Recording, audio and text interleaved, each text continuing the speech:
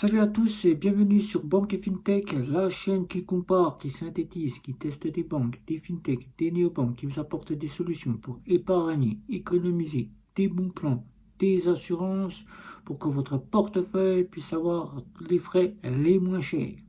Je vous invite à prendre de la hauteur pour que vous puissiez différencier les différents acteurs bancaires afin que vous puissiez voir les différentes banques et leurs forces et leurs faiblesses en cette année 2023.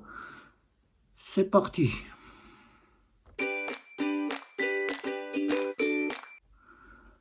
Je suis Guillaume de Banque et FinTech et le nom de banque est très encadré puisqu'il discerne trois activités du domaine bancaire. La première activité du domaine bancaire, c'est qu'elle collecte le dépôt des livrets d'épargne des entreprises et des particuliers. Le second, c'est qu'elle vous octroie une carte bancaire et un chéquier, il faut bien le souligner. Et le dernier, c'est celui qu'on soulignera le plus, c'est que la banque dispose d'un agrément bancaire de le fait qu'il a été obtenu par l'ACPR, la Banque de France, et qui dispose aussi d'une seule licence des fonds de garantie à hauteur de 100 000 euros, ce qui garantit l'argent que vous déposez sur les livrets d'épargne et qui vous couvre en cas de faillite. Cet établissement dispose donc de la licence et de l'agrément, surtout l'agrément de crédit, ce qui fait que c'est une banque qui peut vous proposer en crédit. C'est une société de crédit à part entière. Mais de formation bancaire, elle a des banquiers qui sont de véritables banquiers. Les banques en ligne, ça, les petites cousines des banques, souvent appelées banques low cost, ces fameux acteurs, même s'ils sont similaires au domaine bancaire classique, elles ont des côtés à part qui ne sont pas identiques à la banque. La première chose, même si elle dispose d'un agrément par la CPR et d'une licence des fonds de garantie à hauteur de 100 000 euros, le fonds de garantie et de résolution, et l'agrément de crédit, qui fait que c'est une véritable banque. La banque en ligne est une banque qui ne dispose plus d'agence bancaire. Et tout se fait à travers votre PC, votre tablette, votre smartphone. Vous n'êtes plus obligé de vous rendre dans une agence. Vous n'avez pratiquement plus de banquier puisque c'est vous qui allez gérer à votre convenance votre compte en banque. La banque en ligne sera donc vous octroyer une carte bancaire comme le fait la banque traditionnelle classique. Elle vous donnera donc, même si par rapport à la banque classique, les frais qui sont généralement les moins chers par rapport à la banque classique, toutefois ils sont gratuits et ce qu'on peut retrouver dans la banque classique. Nous avons donc la banque classique, la Société Générale, le Crédit Mutuel, la Banque Populaire, la banque BNP Paribas, le CIC, etc., etc. Mais ce qu'on retrouvera dans les banques en ligne, ce sont Boursorama qui nous vient de la Société Générale, la banque Fortuneo qui nous vient du Crédit Mutuel Arkea, la Monobank qui nous vient du Crédit Fédéral, Mutuel Fédéral, et nous aurons donc Hello Bank qui nous vient de la BNP Paribas, même si on n'a plus de ING Direct depuis l'année 2021, nous aurons donc Before Bank qui nous vient du Crédit Agricole. Les néobanques, et oui, néobanques, même si néo ce n'est pas un prénom, oui, néo ce n'est pas un prénom du tout, néobanque qui veut dire dématérialisé, qui veut dire qu'il se fait tout simplement à partir d'un smartphone, qu'il n'y a donc plus d'agence bancaire, ce n'est donc pas une banque à part entière, bien le préciser, puisque c'est le terme néobanque qui est le plus souvent regardé. Et oui, néobanque n'est pas une banque, je tiens à le préciser, il ne faut pas confondre banque et néobanque, puisque celle-ci propose donc des choses plus innovantes que les banques. Nous avons donc la possibilité d'ouvrir un compte bancaire en 5 à 10 minutes contre 5 jours dans une banque. Nous avons donc la possibilité d'avoir l'octroi d'une carte bancaire, ça sera la seule chose qui sera équivalente à la banque.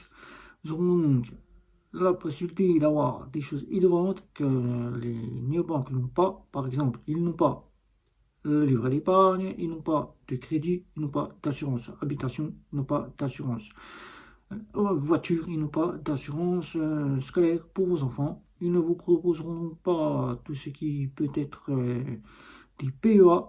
Et par contre, la néobanque est très innovante car elle proposera des sous-comptes, des cagnottes ou des tirelires pour pouvoir mettre de l'argent de côté. Du cashback, et oui, du cashback, de l'argent qu'on récupère sur nos achats. Et elle proposera aussi le trading ou l'achat de la crypto-monnaie, ce que ne proposent pas les banques. Elles ne sont pas de formation bancaire, donc elles n'ont pas de banquier proprement dit. Donc vous ne serez donc pas dans une banque, puisqu'elles ne proposent pas non plus de découvert. Même si toutefois elle propose le dépôt de chèque comme le fait le compte Nickel, puisqu'il faut savoir qu'en néobanque vous retrouverez donc le compte Nickel, N26, Revolut, Lydia, Bunk, etc., etc. Nous ne serons donc pas dans une fameuse banque. Et oui, il ne faut pas prendre le terme banque pour les désigner en tant que banque. Aujourd'hui, il faut savoir que néobanque, c'est le terme que nous donnions tous à ces fameux acteurs, si ce n'est que ces acteurs-là, s'ils ne disposent pas de licence des garanties de fonds et de résolution, on ne peut leur donner le statut de néobanque. Il faut savoir que 2021, l'ACP était donc revenu mettre les choses à plat pour dire que ces acteurs qui ne disposent pas de licence bancaire ne peuvent être appelés néobanques.